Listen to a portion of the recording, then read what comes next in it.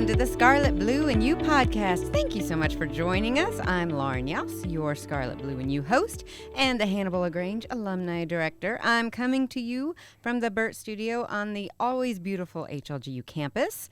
My special guest today is HLGU Vice President of Business and Finance, Will Stuflick. So welcome, Will. Thank you for having me. I appreciate it. Yeah, I'm so glad you're here. You also teach in our new agribusiness program, and you coordinate our new demonstration farm. I do. So that's why you're in your overalls. And you've also brought us another special guest. I did. And this is Snowball. Let's make sure she behaves here. One of our demonstration farm ladies. Oh, she's so pretty. Hi, Snowball. Welcome to the podcast. We've never had an animal on the podcast. Isn't that exciting? It is. Welcome. You're my first feathery guest.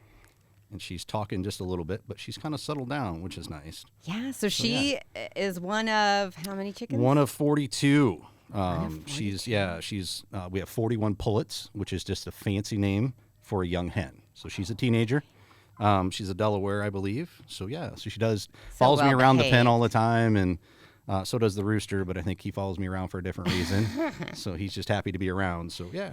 But she might be your favorite.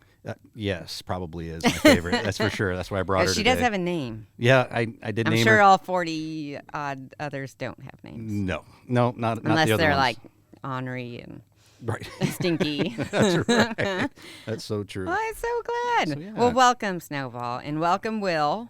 So let's talk about you. Sure. You bet. Can you tell us a little bit about how you came to Hannibal-LaGrange and what your background is? Yeah, you bet. So I'm married to Melinda, and we have 5 children.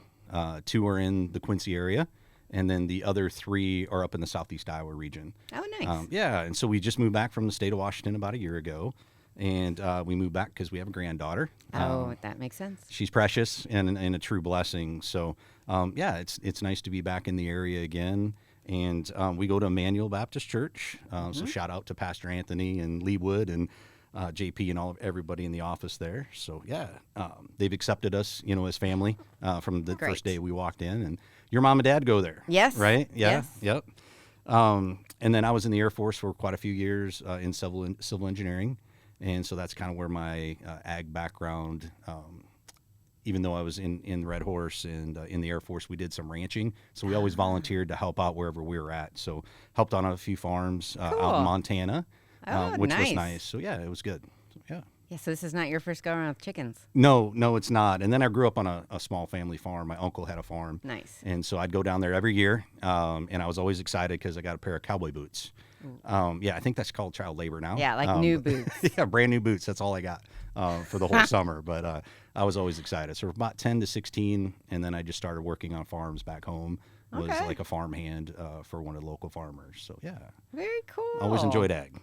Well, good. And just a little bit about your testimony. So I came to faith in high school, 15, 16 years old, was at church camp. And, I had a pretty rough life growing up. And I always was wondering why I had such a hard life and things were so bad. And, my friends would always just encourage me to go to church and go to camps. Good friends. Yeah, they're just fantastic folks. And their parents, always took real good care of me, too, because I didn't have the best family life. And so, I went to church, camp, and that night, I asked God to come into my heart and just really changed my life.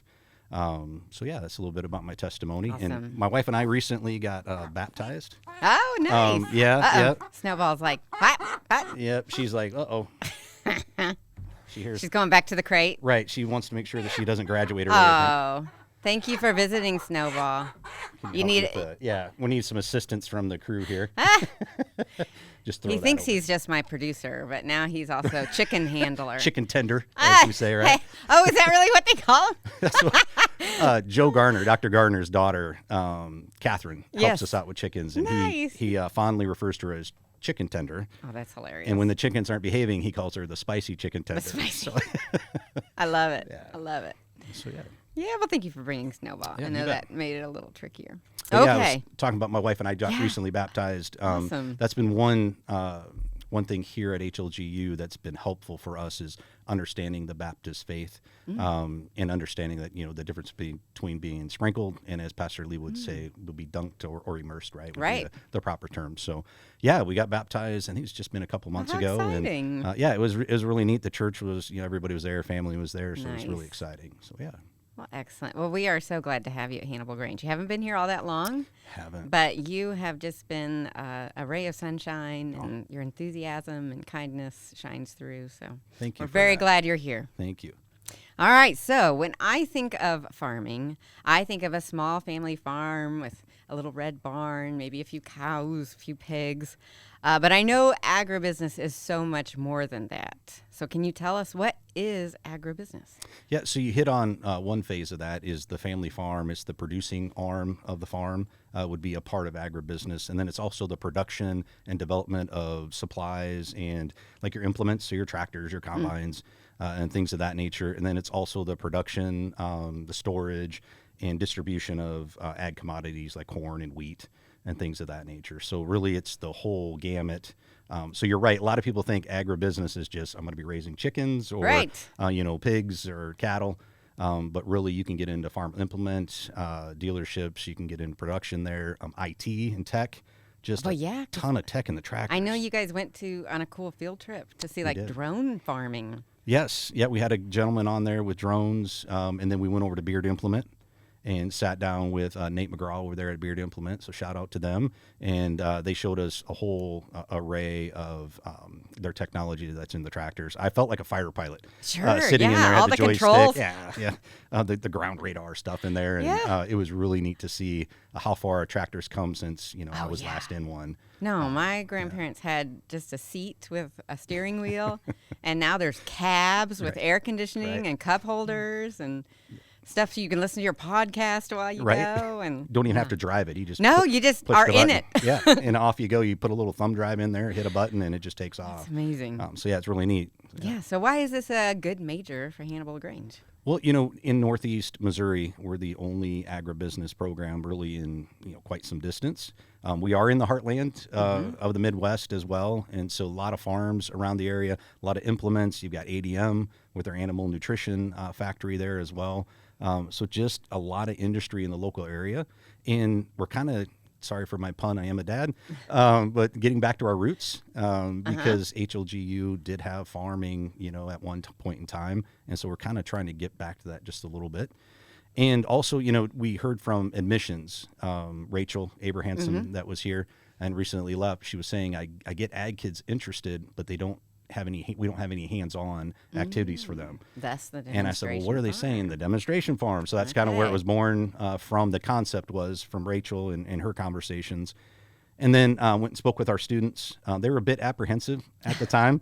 So they're like, oh, that's a lot of work. But then they started getting on board with it. And I said, how about just 10 chickens and maybe make her a crop? Yeah. And they were like, yeah, that sounds okay. Next thing you know, we've got 42 chickens. I'm like, what are we doing? And of course, they all either graduate or they wanted to go home for summer. But they'll be back in August. Abby Westerfeld is going to be our farm manager, which is exciting. And we're really happy to have her. She's already recruiting kids to come into the program, talking with community colleges. So it's been great. Yeah. So have you been on any other field trips? You said you went to an implement. You went to a farm with drones. Yep. And then ADM, we went to their animal nutrition, and apparently it's the tallest building in Quincy. So there's some claim to fame for them. Okay. So they took us all the way up to the top and showed us the gravity feed, showed us the different molds and the different items that go into the different feeds and how they factor all that in. And a lot of robotics in there. It's a huge plant, but not very many people in there working. So a lot of it's just robotics and machinery. Rex Nelson, Dr. Lonnie Nelson's uncle, has a poultry farm and a peafowl farm. Can't call it a peacock. You get in trouble for Mr. Rex. But he does have a great little farm just north of town, I believe, is where that is. And he was just so excited to have kids on his farm. And kind of walk us through the different genetics that he does. So he has a really unique business model when it comes to fowl. And poultry. So it was really neat to see kind of the genetics he was doing, and then also the large chickens that he has. Are as they well. that big? They're huge. Yeah, they're probably They sound 30 like mega inches. chicken. They are like giant chickens running around. Sound like turkeys. It's crazy. And then he's got peafowl in the shed, and Huh? there's all the different kinds that he's got, and the money that he's able to generate from the different genetics was really neat to see. That business model is like, how, what's the need, or what's the interest out there for your fowl? And he said, well, all these will be gone. And he had almost 500 birds out there. Oh, wow. Yeah, it was a lot. And they hadn't hatched yet either, so he's going to have quite a few out there. How cool. Yeah. And then we went to Coon's Family Farm, Okay. that Angus farm. A little neat model. They have really good genetics with their Angus, but what they do is they have ultrasound equipment. And he travels around the Midwest and does ultrasound looking at ribeyes. So when you get a ribeye steak, he's looking at the genetics of that cow and that cattle, and then also the ribeye to make sure that looking at the intermuscular fats and the fat content. I did not know that it got that. It is specific. pretty in depth, yeah. And they're live, so he just travels around and making sure the genetics are good. So if you're selling to Walmart, you have to have a certain fat content and certain genetic type that they're looking for, and that's other. Folks who are purchasing your cattle are looking for proper genetics. Yeah. So that's just north of town as well. So Huh. just a lot of agribusiness and unique businwe models going on here in the area. So yeah, It's such a hands-on major. it is. So we have our demonstration farm. So we talked about Snowball and her friends. You're right. And I've heard rumors of cows. Cows? Those are true. I can confirm those rumors. Okay. Abby has gotten a couple folks to donate some bottle calves to us, and so they'll be here in May. May? Yep. Okay, so we got to wait a little while. A little bit, but we're cleaning up, trying to get pens ready, Prepping. fencing Okay. in We place want it to be as well. perfect when they get here. We're going to try. All right, two little calves. Yeah, bottle calves. You got to feed them every morning and every evening. And so just reminded students that, hey, Yeah, this is a lot of work. work. Yeah, that's right. But that's farming in general, right? And agribusiness. Right. You're up early. Yeah, you're holidays in bed at don't late. count. No, that's right. Okay, and any other plans for the demonstration farm? I think that's enough. Yeah. The corn, I do want to give just an explanation of the corn because we were looking at sweet corn. We came up a little short this year on the cornfield, but it's just starting out. We're doing our best. That's out there. It came up. It is so up. for those of you who haven't been to campus, next to our practice soccer field by the Maybe Sports Complex, you guys planted a little less than an acre of field corn. Mm-hmm. And had some good help doing that. We did. But it just planted it maybe a little late and a little, it just wasn't ideal. Right. That's a good characterization of what our field looks like. So, we're learning. Again, the students had left. The 42 chickens came from farm and home. All at the same time. It was like everything just like we're at once. We were trying to are we going to be able to put this thing together? And then all of a sudden everybody's like, here's everything. Yeah. You got to come today or I'm on my way with the tractor. But it looks great. The chickens we're 42 for 42 on the chickens. Yes. Nobody's passed. That makes or my graduated as pet Rex heart Nelson happy. Says. Yeah, they're doing all great. The chickens are still with us. Everybody's doing well. And the corn, next year, we'll mow it down this year, and then next year we'll be good. And no college money was spent on the farm. Which is awesome. So it's just been the generosity of private donors and businesses. Partners and lots of partners, so internal great. and external. So so great. Mm-hmm. And we do have one rooster. We do. He slipped in. He did. He jumped in there, and they didn't notice it. And I'm like, you have to notice. You can see him right there. You can see him. He is right there. But we've now named him. And who did the naming? Well, I think we were gonna maybe try to have a contest. Okay. Yeah. So maybe he doesn't have a name yet. Not quite yet. Not an official name. How's that? Okay. You kind of call him something when you see him. Maybe. But he's kind of a nice rooster, right? He's great. He's not aggressive. He's trying to crow. So. Yeah, we have to work on that. Alarm system for the quad, so Tad and Coach Brown won't be late for work. Yeah, there you go. There you go. And all those students, 8 o'clock classes, our roosters there to help you. He'll be up going. That's right. That's hilarious. Yeah. Well, I'm so excited for all of this. This is so much fun. You've talked about some of the great partners we've worked with, Beard, ADM. Were there any that we missed? Well, Farm and Home, Jerry Secker. Girardi Secker, Jerry Beard. For scholarships, Girardi Secker for helping us try to line up the seed, Lewis Seed for helping us with the seed, and I think I talked about Beard Implement. So those would be all the external folks that are helping us out. Great. And then the internal folks, you've got all the maintenance crew, even the coaching staff with Coach Stoffel, making sure that we didn't go through the cross country. The cross country route. Yeah, we don't want to do that. And so, we're just having great conversation. Your all's office in IA has just been wonderful to work with. Applying for grants. Yeah. You bet. So a lot of great internal partners. The support from the trustees and from Dr. Matz have been great as well. Good. So yeah, and the students have really, latched onto this concept. Well, not so even visual. the ag kids. It's fun. Right. So all the students are not all, but most of them are asking because our little about it. chicken coop is behind the maintenance building, kind of where years and years ago we used to kind of have bonfires back there for students, and there's a little shed, which, now may have calves in it someday. Right. It will. But yeah, anyone can kind of wander back there, especially during business hours, and just watch the chickens. And then we'll also have a couple days where people can come out and, look at the chickens. Maybe we can pull Snowball out or one of the other nicer chickens, and they can pet the chickens. If they have kids that want to come out, nice. Younger kids, they can come out as well. Yeah. And then when the calves, are babies, it'd be nice to open that up so students can see the cows. I used to hire a petting zoo for homecoming. Okay. Now you've just supplied my own petting zoo, an HLGU petting zoo. There we go. I love it. Feed the babies. Please don't cow tip. It's not a real thing, right? So don't try to tip the cows. No, it's not a real thing. Yeah, that's mean. It is. All right. So what are your big dreams for this major? Where do you see it going? I'd love to have 15 to 20 students on campus, have a vibrant advisory board as well that's there supporting students with scholarships, and then internship opportunities as well. Would be great. And, every kid that's interested in ag, like we have some kids in the ag program. I keep calling them kids. I'm sorry, everybody out there. If I have offended you, don't cancel me, right? Don't cancel our farm. If you're under 50, you're a kid. But, kids that haven't even driven a tractor before. Right. So giving them an opportunity to kind of see that, hey, here's how you drive a tractor, but then here's how you start a chicken farm. It could be something small. Here's how you start getting into cattle slowly. Here's the production process for field corn or sweet corn.